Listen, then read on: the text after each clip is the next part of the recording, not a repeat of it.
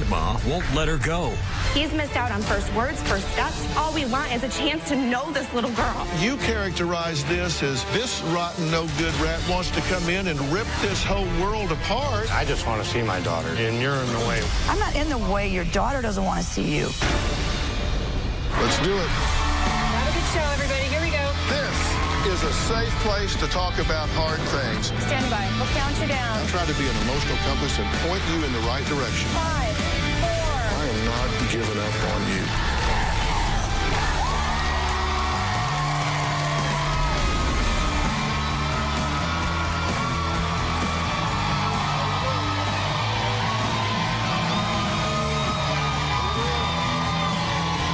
How are you? Hey, guys. Well, 14-year-old Casey has been caught in the middle of a bitter battle that she wants absolutely no part of.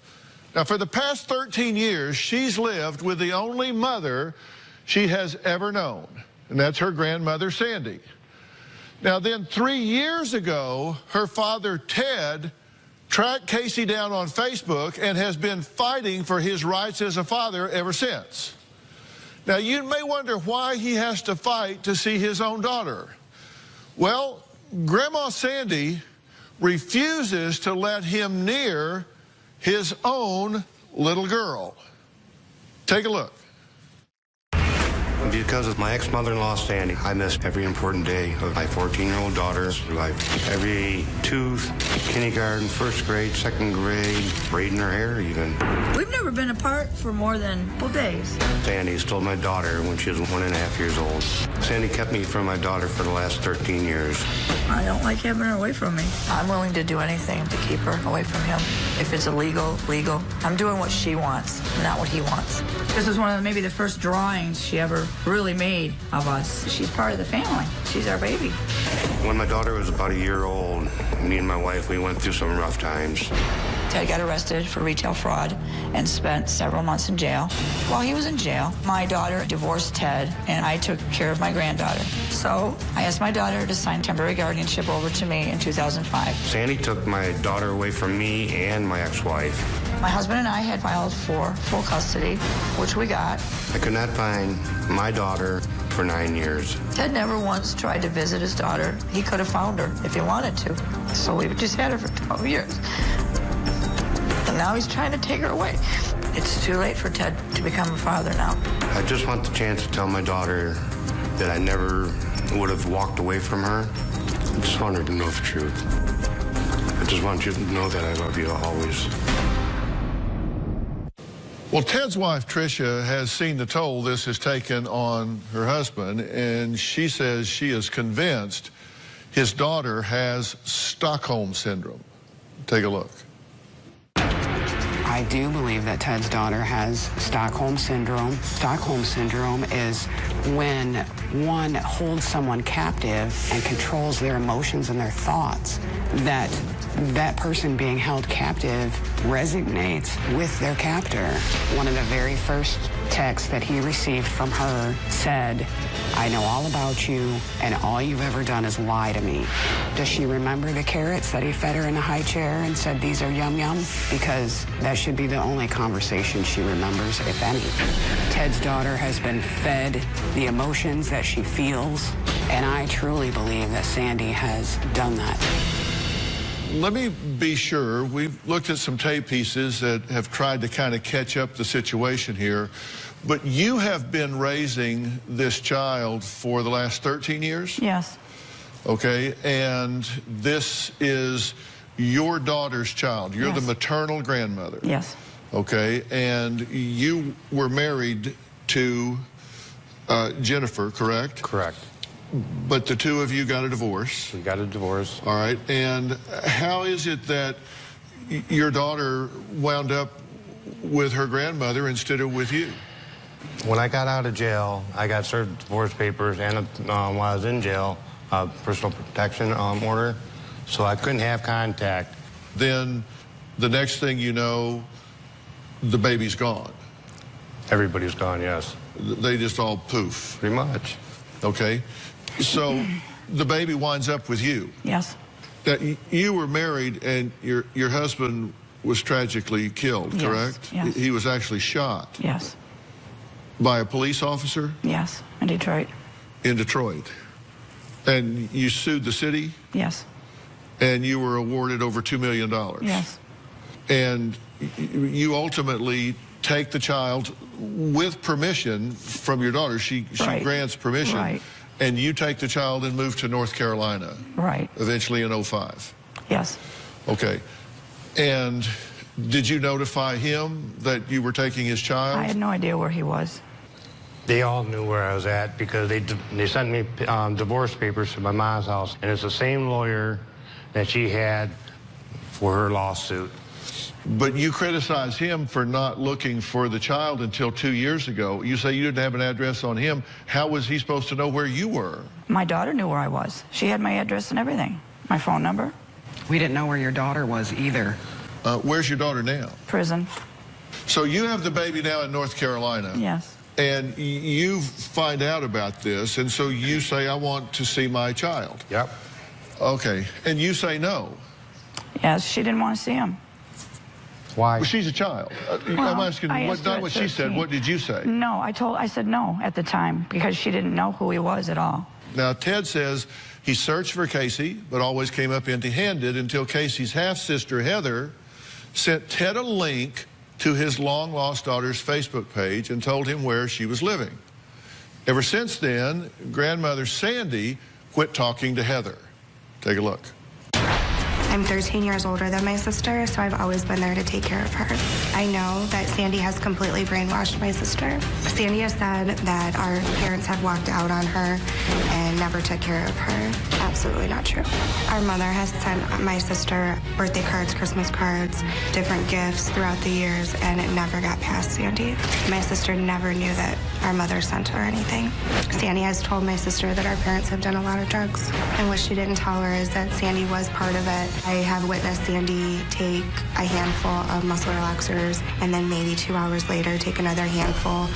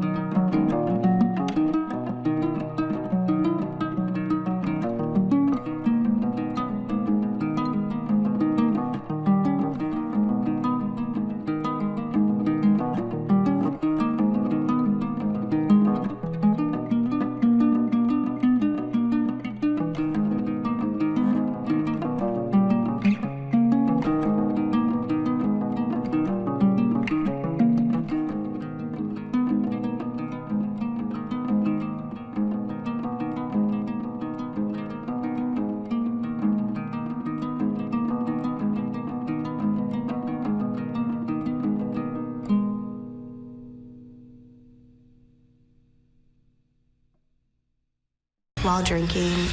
Sandy has fallen down in front of my sister. She's driven with my sister and with me in the car while she was completely high. Sandy is not the person she portrays herself to be. Okay, Heather, thank you for being here. Hi. What's going on here? When I found Ted, I think he had the right to know where his daughter was. She was taken without him even knowing. You had a relationship with Sandy. She used to be my best friend. You guys got along?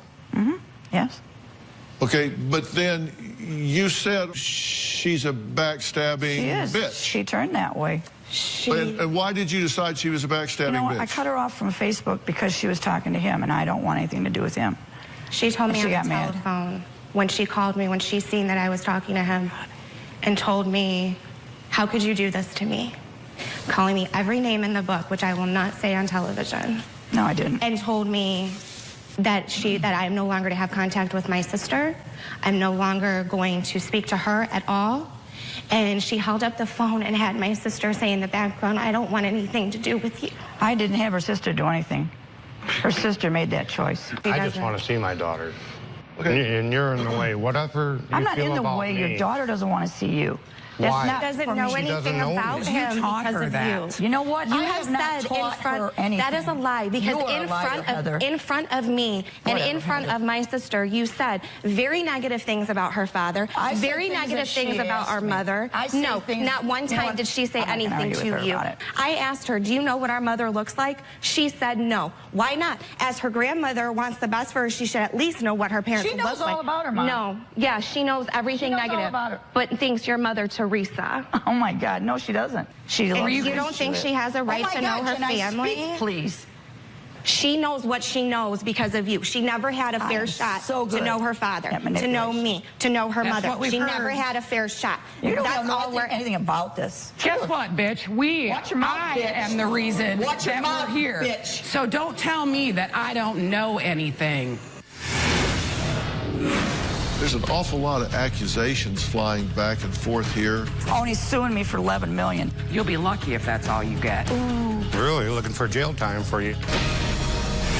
And later, you characterize this as this rotten, no-good rat bastard wants to come in and does rip now. this whole world apart. Because that's what he wants to do now. No, wait a minute. Tomorrow on an all-new Dr. Phil. Is she a caring parent You say she'll give him spoiled milk. You are a bad mother. or a party mom? You're gone night and day. You cannot treat a child the way you do. Okay, Virgin Mary, hold on. You can be quiet. You're not gonna make me be quiet. Y'all both make me sick. You know as well as I do that woman's raising your child instead of you. She doesn't step back and let me be a mom. Because if she did, he'd be dead. That's tomorrow. Heather is my granddaughter's half-sister. I think Heather's a backstabbing bitch. Heather knew I didn't want anything to do with Ted, but she told him where we lived. She told him a bunch of lies about what's going on in my home that she does not know anything about. So I think Heather should just mind her own business and leave us alone. We We're the just one want that to called. be able It's to no have concern of yours. contact with my sister. That's all we want. No, is he to be wants to able- whip her out of the home and take her back to Michigan. Oh, and he's suing me for $11 million, too. But I don't wanna That's hurt concern for you. your daughter? You're suing me for $11 million? You'll be lucky if that's all you get. Really looking for jail time for you. All I get? Yes. Really? Go for it. This is why I don't want her around them. All they want to do is, bring up everything else. We have all missed out on so much. He's missed out on first words, first steps, first everything. That's all we want is a chance to know this little girl. You do know her. Yeah. I don't. What about when you would come to the state of Michigan and you would keep her from everybody and make sure and say, oh, don't my tell God. anybody, don't let anybody know. That is the That's truth. your truth, Heather. That is the truth. I Because didn't you come have into told Michigan me to announce I'm make there. sure not to tell your mom that I'm here when I would come visit you when you would come up to visit in Michigan. I didn't even know and where you would Jennifer tell, was. That's a bold-faced lie. I would be told, do not tell your mom where we are. I don't want her to have any contact with her. So don't but then say people that I've done change. it all wrong and you've done nothing. You left your mom at the age of 10 because of him. If She wouldn't live with her dad. Oh, hello. if anybody's curious as to why I'm just sitting here Please interrupt. letting this nonsense go on, is because having been trained as a forensic psychologist, and having been trained as a clinical psychologist, I've learned that observation is a very powerful tool in assessing a situation. And there's an awful lot of accusations flying back and forth here when I don't think you really have room to be pointing fingers. I just want to start getting some of the facts straight here. You guys say you think that she has Stockholm Syndrome. Yes. Okay, well, first off, I'm not sure that Stockholm Syndrome is even a real thing. This is something the media talks about a lot, but even among those who do think there is such a thing as Stockholm Syndrome, they all agree that there has to be a threat of death. So I think that's kind of overstating the situation. Okay. Nothing is black or white. I think there are some good things about what you've done. I think there are some bad things about what you've done. I think if you hadn't stepped up at the time you did, this child would have spun off into foster care, and God only knows what may have happened at that time. And in fact, I have found some Facebook posts where you have thanked her. I did. For some of the things that she has done, which seems to me to suggest that there are some rational bones in your body, because instead of being completely critical of her, you in fact thanked her for stepping into the void when somebody needed to do so. I just want to be part of her life. And you say that you are so threatened by him because he just wanted to come in and just rip her out of her life, rip her out of her activities, rip her away from her friends, and that was a horrible thing to do to a child. But as I have looked in here at the things that he has said, what he first proposed was exactly the opposite, was it not? Did he not say, I would just like to be introduced, reintroduced to my daughter in a very gradual sense so as not to traumatize her? Was that not what he said? I read that in writing. It was a couple of years ago, yes. Okay, but yet you characterize this as this rotten, no-good rat bastard wants to come in and rip this whole world apart. Because that's what he wants to do now to her. No, wait a minute. No, listen. You surely, have you ever seen this show? Yeah.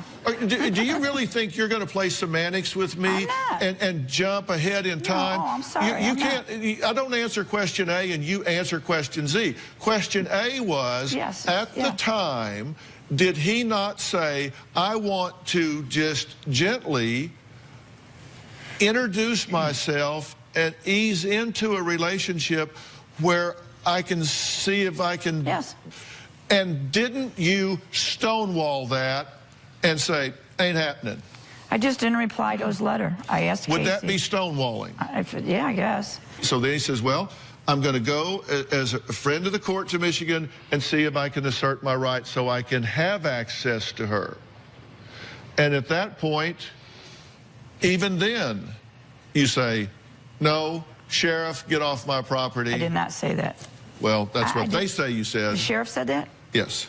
Oh, that one that just recently, that one.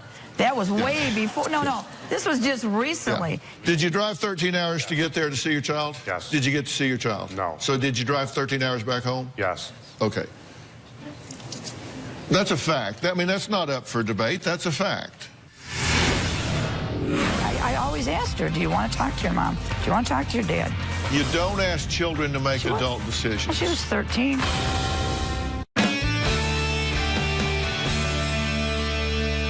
Okay, so if we're setting the record straight here, he did not start this out saying, I want to rip this child from her life. Hell with band camp, hell with friends, hell with her life, hell with everything that's going on. I'm ripping her out, taking her home with a stranger that she hasn't seen for 12 years, and she's going to have to start living with somebody she doesn't know instead of somebody that she has been with for the last 12 years. That's not how this started, It didn't start that way, no.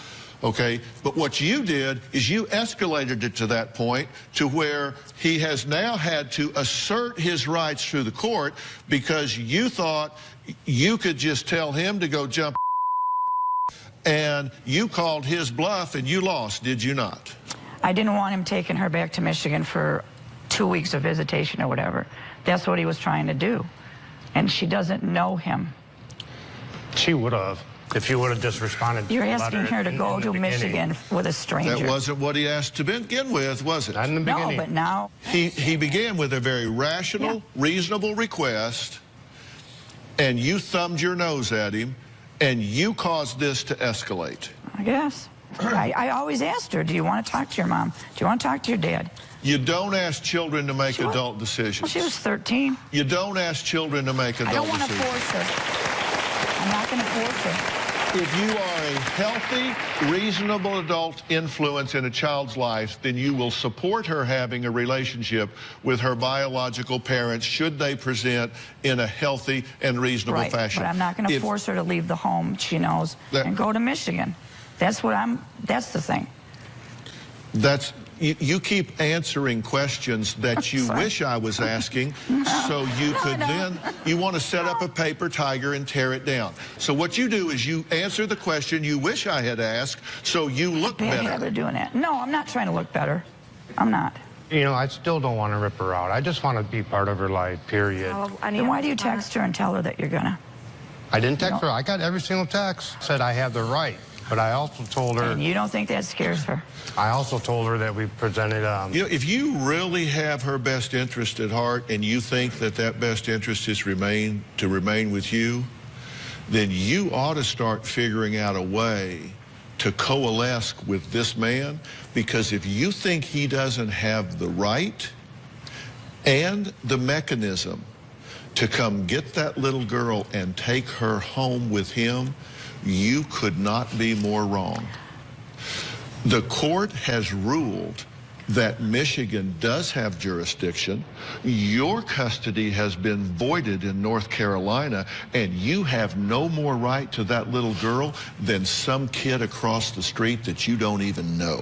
Thank you. This isn't just about you, that it is about the child, and she does have a father who has a genuine right to be in this child, and a child who, despite her short-sighted vision, would greatly benefit from a healthy relationship with a stable father.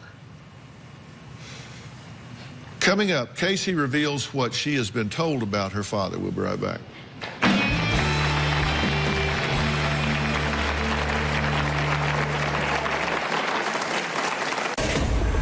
I tell my dad to leave me alone. He doesn't care about me. He really just cares about him. My father's like a total stranger, and I don't want to get to know him or anything. I asked Dr. Phil to help because my father wants to take me to Michigan, and I don't want to go. My father's like a total stranger and all that, and I don't want to get to know him or anything. He ignores what I want to say, and he tries to make my grandmother sound like a bad person. What has your grandma told you about your dad? That he doesn't care about me. He really just cares about him, because, like, he doesn't care about what I want, because what I want is to stay here. He cares about what he wants. And then that he's done, like, drugs and all that, and that he lies. What do you imagine your dad being like in person? Awful. Scary. Because, like, in person, he could snatch me without, like, anyone knowing. Because, like, if I go in public, I always have to make sure I'm with, like, an adult or someone, just in case my father's, like, gonna, like, take me or something. I want to tell my dad to leave me alone.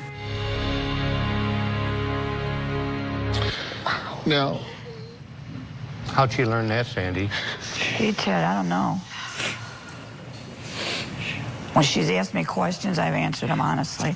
She's asked me if I've done drugs, and I've told her yes. I don't lie to her about it. She asked me about you and her mom, and I've told her the truth.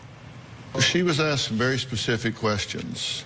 Tell me what you know about your dad. Quote, I've been told that Ted lies. He does. I know that Ted has been to jail, but he won't tell me about that. I'm not sure if I've heard anything good about him. It is clear to me that you have poisoned her about her father. I've never said anything about him until just the last year or so. That's not we never really discussed him that much. Okay, that's like Yes, saying, I've told her the did you truth. shoot this person? Well, I didn't told her shoot the him till truth. last year. Well, I don't know what, you still shot him. I Well, told her the truth. She asked me, and I tell her. You don't recognize that alienating her towards her father is not in her best interest. Because let me tell you something, if that's how you see this, then we have a bigger problem than I thought, because a positive influence in her life would support and encourage a healthy relationship between that child and her father, and you do not support and encourage that, shame on you. I'm not saying I don't support him seeing her, visiting her. What I'm not supporting is him wanting to take her out of the home. He's trying to just see her down there, and he won't let them. May I speak, please? Absolutely. Casey texted him and yes, told you him may she would speak, visit. and you may speak also, and you do not need her permission to speak. Well, she just interrupts. Go ahead, then. They've gone down there multiple times just to see her, and they get shot down at the door. They never came to my door. They were at the house. How many times did you come to my door? I mean, Once at the door. When we went to court Once the day with the before. police. And the judge Twice said she's with staying. the police, Yeah, and twice. once The to your police door. came to my door twice. I wasn't even home. either way, you knew they were there. You Oh knew my they God. wanted to see her. That's I knew all they were wanted. there after the fact. You had the visitation schedule months ago. I'm not You allowing should her to have go to known. Michigan with a stranger. It's not just The going to weekends, Michigan. the They just weekends want in to see Carolina. I'm not her. allowing her to go to a motel with a strange man. He doesn't get to know her. He wants to just take her to You a won't even motel for a allow weekend. going to the park. May I have a commitment from you to remain silent? Sure. Silent, silent, silent. Casey, are you on the phone?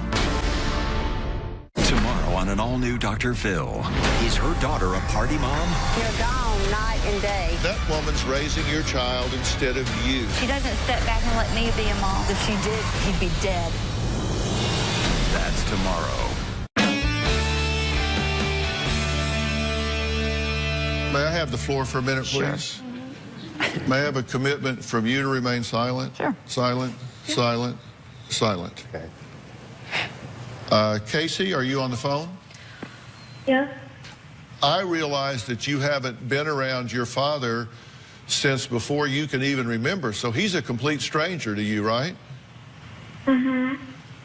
But let me tell you, I've met your father, and I've talked to him, and I can tell you that he seems to me to be a pretty nice guy.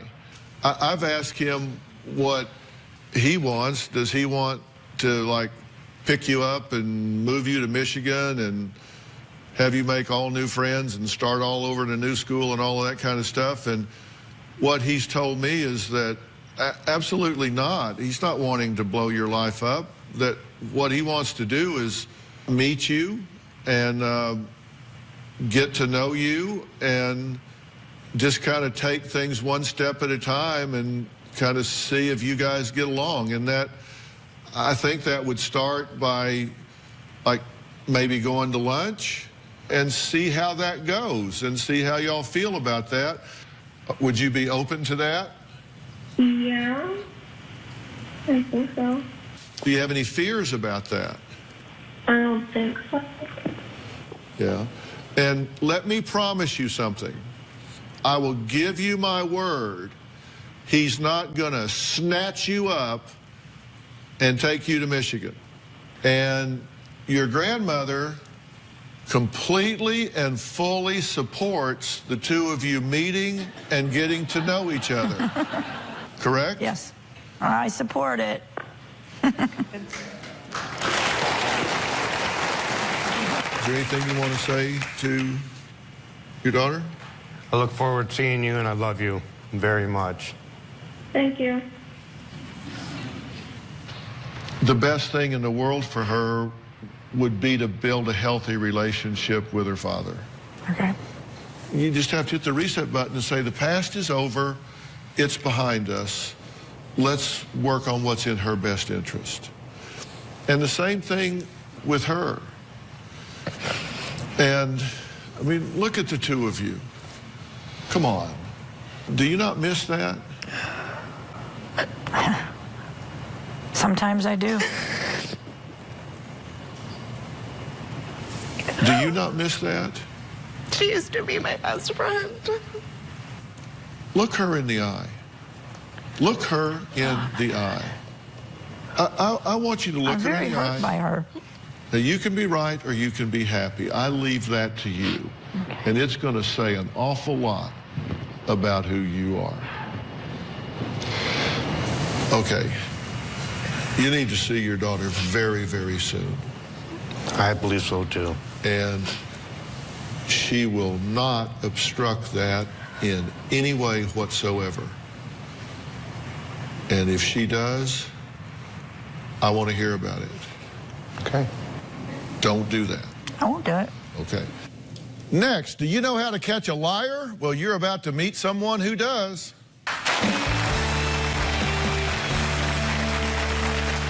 If you're going to be in the Los Angeles area and you want to watch a live studio taping of the Dr. Phil Show, go to drphil.com for free tickets or call 323-461-PHIL.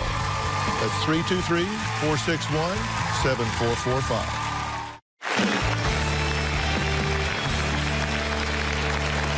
I'd now like to introduce my good friend, Dr. Art Markman, who has been on the show several times in the past.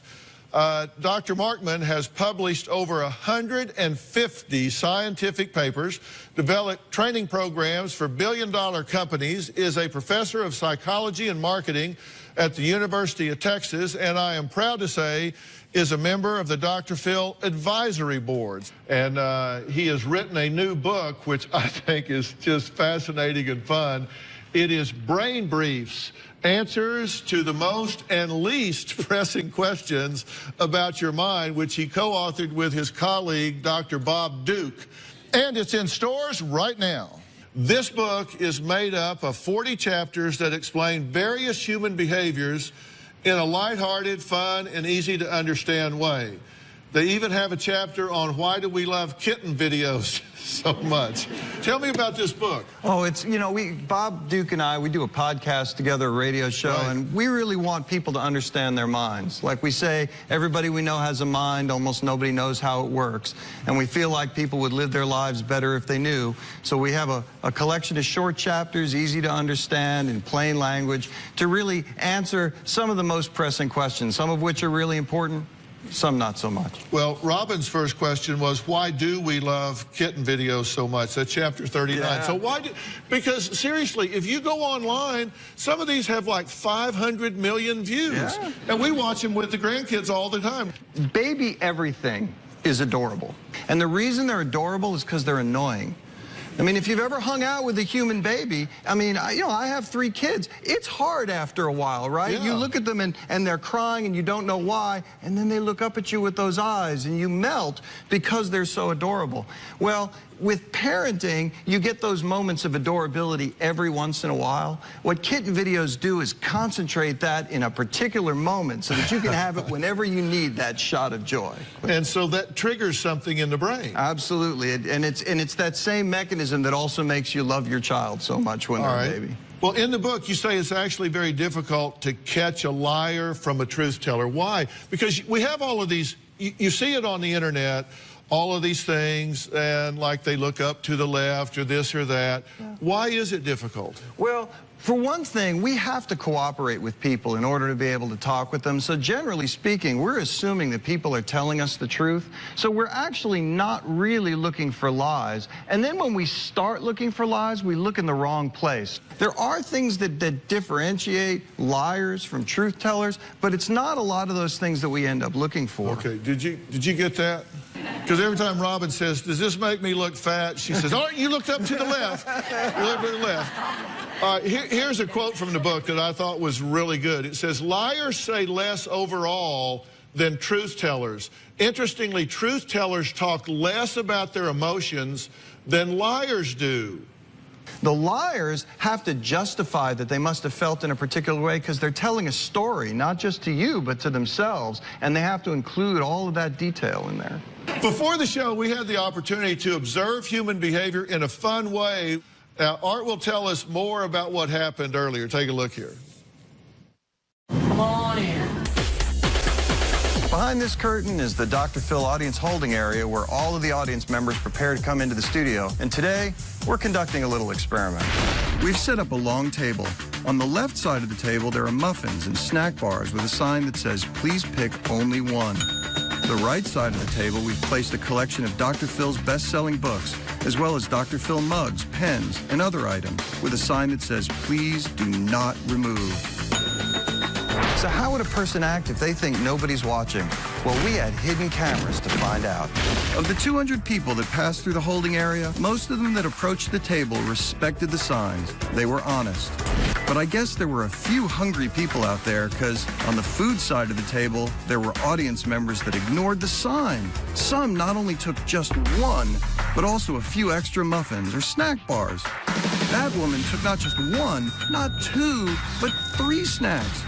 She must have skipped breakfast. On the Dr. Phil book and merchandise side of the table, some audience members picked items up and then put them back.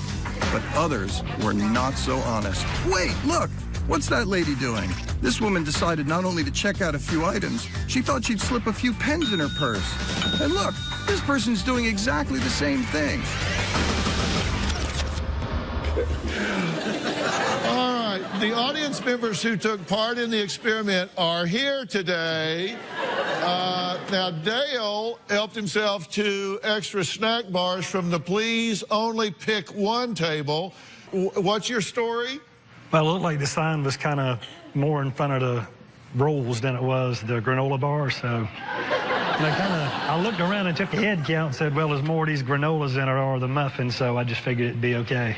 Yeah, I don't know. That looks pretty clear to me. I mean, I don't know. That's your story. Okay. All right, Allie took an extra muffin from the Please Only Pick One table and claimed although she did see the sign, she took one anyway, well, because she was hungry.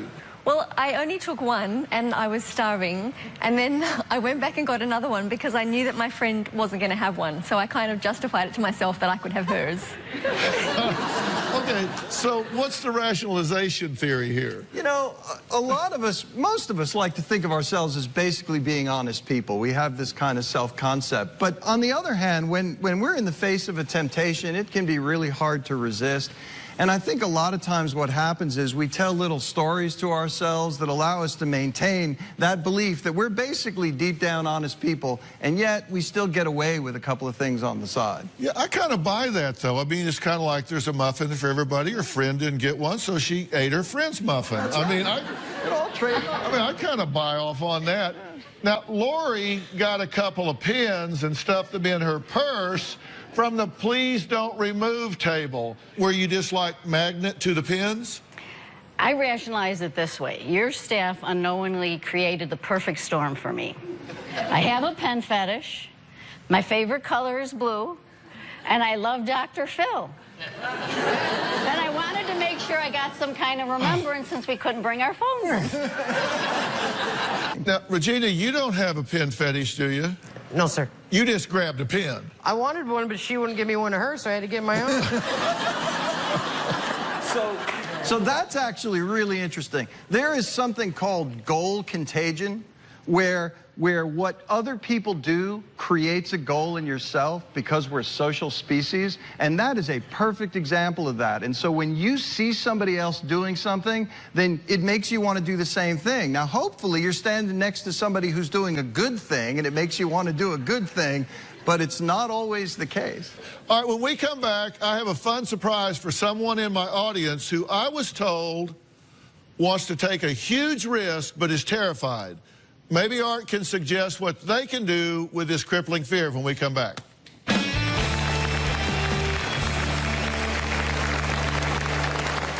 Ready to get real? Go to drphil.com for advice on relationships, parenting, finances, and more. Plus, weigh in on your favorite episode, share your stories, and find support in the Dr. Phil community. When you sign up for the community, you will automatically be subscribed to the Dr. Phil Show newsletter. Log on to drphil.com today. Okay, I'm back with Dr. Art Markman, and he has written a book called Brain Briefs, Answering the Most and Least Pressing Questions About Your Mind. And It is. We've really been having a lot of fun with it if you've been watching. Now, we're going to do something else here in just a second, but I got a couple extra questions I want to ask. Multitasking. Yeah. Does it work? You have a chapter in here on multitasking. Does it work? It does not. It turns out yeah, I know. You try and do two things at once, you get worse at both of them. No, that's not true. It is. That's not true. I can watch TV, listen to music, and type at the same time. And what you type is probably brilliant. Just as brilliant as it, No, it's terrible. Yeah. But that's the thing. We put ourselves in environments in which we try to do several things at the same time. And when we do that, we get worse at everything we're doing. We need to single task. We need to do one thing and then do the next and then do the next. All right, Carol has been coming to sit in the audience here and see my show since season 1. We're 15 years in since season 1. She calls herself a super fan. Oh my God. Now, our producers invited her to see the show today and finally meet me face to face after 15 years. There's just one challenge. She says she has terrible stage fright. You've been coming like every month for 15 years? Yes. Yes? Yes. And are you nervous now that I'm talking to you? Yes. Really? You watched even back when I was on Oprah, right? Yes. So you've been watching, I'm sorry? Every Tuesday. Every Tuesday, that's right. So you've been watching for 20 years. Yes. Now into the 20th year. What makes you nervous about being on stage? Oh. Just being there. You're such a big presence and you're just, oh my God. I don't know. I wouldn't know what to say to you because you're just like right on top of everything. And I'd be afraid I'd say something or follow her. Yeah. She only slept 3 hours last night because she was so nervous, is what she said. But people can overcome these things, right? Oh, absolutely. Not only can they should. The thing we know about being happy in life is exposing yourself to new opportunities creates these great memories that you'll carry with you forever. And a lot of times what we do is we say, I couldn't possibly do that. And then we don't have that memory later to hold on to. In fact, what we have is the memory of deciding we didn't do it. Yeah. Right? And so in many ways, look, I'm not saying, you should put yourself in harm's way, but you're not harm's way. Yeah. And I think that creating that opportunity, you think, hey, what's the worst thing that could happen? And the fact is the downside here of being next to you is very small. Come on, did you seriously think that we were going to talk about this and you weren't going to come up on stage? Oh my God. Come on. Come on. I have warm hands? Well, you can, why don't you sit in my chair? Oh my God. See? Hey. There you go. Now you're actually sitting in. You not only walked up on stage, you're actually sitting in the chair. Your chair? Yeah. How's it feel? Oh, wonderful. It's a good chair. Oh, it's a nice chair. Yeah. Comfortable. So, do I look better or worse up close? Oh, better. Better? Yeah, I'm just always good. Good answer. Good answer. So, why have you been watching for all this time? I get you. This ain't my first rodeo. It's like, I just love, you're funny.